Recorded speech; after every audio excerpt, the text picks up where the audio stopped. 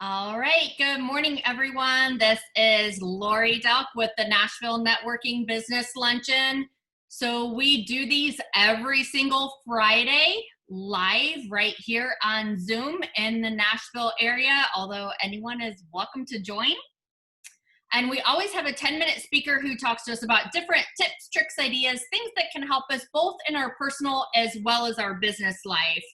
After that, we're going to go around the room. Everyone post your virtual business card in the chat, and then we will have 1 minute for everyone to give your name, what you do for a living, how we can better refer other people to you. And at the very end, I'm going to show you a quick video about a great tool you can use in your personal as well as your business life. All right. So we are going to go ahead and get started. So our speaker today is Miss Carrie Jeffries. Please give her your attention. Hey y'all, give me just a second. Okay.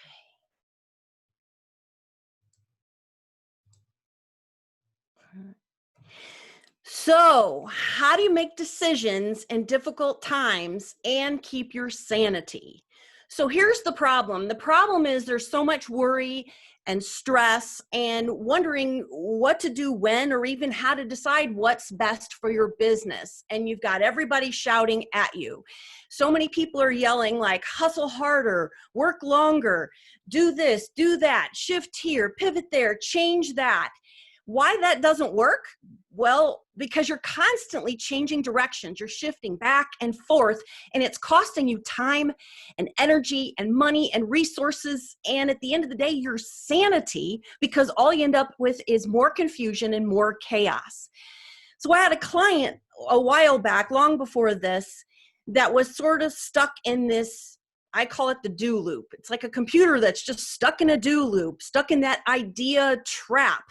Probably going in literally 3 or 4 different directions. Every single time we would have a conversation, there would be a decision and we're going to do this, but then wait a minute, we're going to go here and then we're going to go there. And she probably had a task list, I'm not kidding you, that would fill up the entire screen times 10 with constantly new ideas. What was the result? It was maddening to me because she was so way off course. She gained no traction at all and ultimately was destabilizing the business. That's what I'm seeing happening today. Finally, when she made one single decision on one lane and went all in, she started gaining traction at a rapid speed because success loves speed and it loves rapid decision making, but smart decisions. So the real threat is this. Swag is not a strategy. You know what swag is, right? That's your silly, wild ass guessing or praying and hoping. That's not a strategy, because the real threat is that you're allowing outside forces to distract you from what your mission and your vision really was. I personally experienced that myself, and I had to go back and replug in.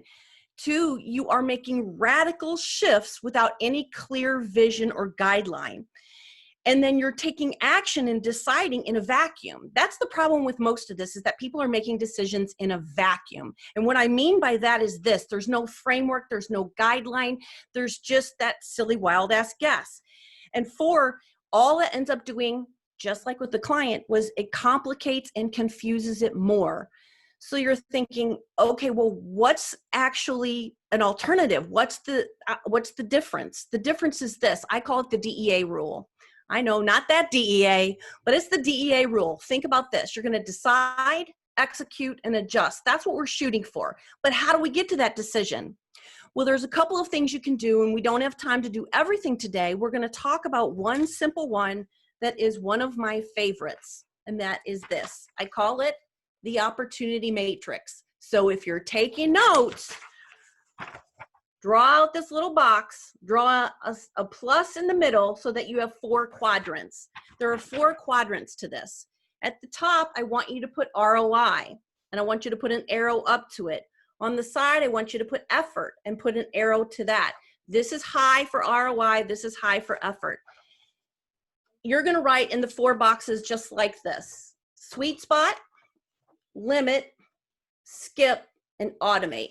So this is how it basically works. If you're really looking for the sweet spot, and what's the sweet spot? The sweet spot is high ROI and low effort. And effort means a lot of different things. You can get to that. We're not going to talk about this today, but one of the parts of it is called the ER formula. That talks about the effort. And the effort are things like how easy is it, how much time and resources are going to have to be involved in it, and how ready are you? How prepared are you for it? So that's what the effort is. ROI is obvious. It's not just money, but it's money and other opportunities. Again, there's a piece of that that we can talk about at a later time. So you're looking for that sweet spot, but that's not the only one you're going to do, but this is what you're shooting for, especially during times of challenge and hardship or confusion or any of that. You're looking for the sweet spot because that's like your low-hanging fruit, and it's going to be different for each business, which is exactly why all these other different things don't work, because they're teaching you things in a vacuum. You want to know what it is for your business, for your lane, for your expertise. The other one that I want you to look for is this one, and that's what you can automate, and it's low ROI, but it's also low effort. So those are things that you can put into your business with very little effort, very little energy, very little cost, very little of all those things. And you can begin to automate or even outsource them. Sometimes you have to outsource versus automate. Those are your two spots that you really need to focus on. There are things for long-term sustainability, which is what we need, that we can look at later after you do these two, which will stabilize your business. The long term are the ones that do have high effort, but they have really high ROI. And what that means is those are longer term projects. Those are things that are going to take more energy, more effort, more resources, but we need to plan some of those in. You're going to limit how many. The challenge with my client is she had about 10 of them here, maybe one here, and one or two here. Big problem. So that's why you destabilize. You need to stabilize first, and then you need to work on sustainability. The ones you're going to skip completely are the obvious ones, which are very, like I said before, they're low ROI, but they're really a lot of effort. You just need to skip those. That's your opportunity matrix. It makes things simple.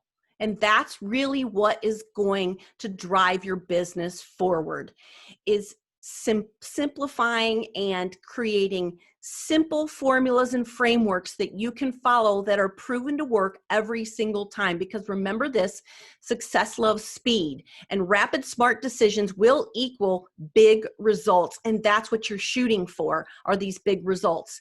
So the next time what we're going to talk about is we're going to talk about, because we're going to talk next week, we're going to be talking about marketing that just works, but we can't get to the marketing until we make the smart decisions. So coming up at the end of June as well, I'm going to be doing a 3-hour workshop called Project Reboot, which is basically about getting your business back on track and rebuilding the revenue. And these are things that we're going to be talking about at that point. But until then, you need to dive in and just start doing that. And that single thing alone will already start to shift smartly your business in the right direction. Awesome. Thank you so much. So if you are watching live on social media, we will be back next Friday. We do our speaker part live, and the rest is private. So you need to join us to include yourself in this and have fun. We'll see you next week. Thanks, everyone.